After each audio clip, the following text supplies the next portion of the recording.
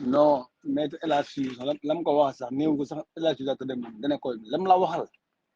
waxal soo ko déggee rek la wax El Hadj Diouf néew ba léegi El Hadj Diouf daa tëdd ak moom déedéet waxul loolu ba léegi daf ko ne yow maître El Hadj Diouf yow miy wax nii na nga fexe ba bis bu audio yi génnee nangu de Adji Sarr moo la waxal loolu la ko wax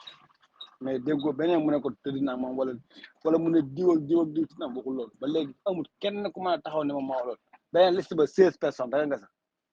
ngeen jël wax ji léegi détourné ko yéen ne moom 16 personnes yi tëdd na moom c'est pas ça il a dit waxul loolu. mais sama waa ji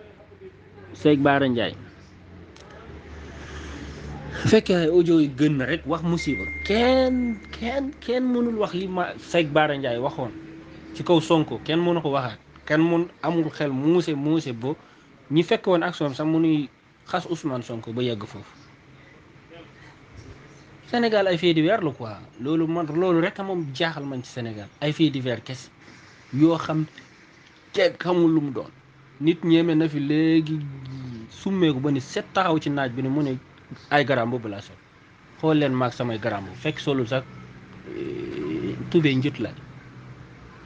te nit ñi am ñu ko nangul la xool leen ko mu ngi nii kàddu gi doxuma ko wax waaye ëpp na torop ëpp na lool waaw te ginnaaw fekkee da nga koy wax ba pare naan maa ngi jéggalu mënoon nga ko bañ a wax te xam ne Cheikh Bara Ndiaye moom kilifa la dafa yori njaboot ba pare tamit ay boroomi taalibe la te wóoru la ba xam ay taalibe mi ngi ci biir groupe bi te fan yi jàll boo amee am njàngat tuuti gis nga député yi doon xeex ci ensemble ba li ñu waxoon seen kilifa leen metti woon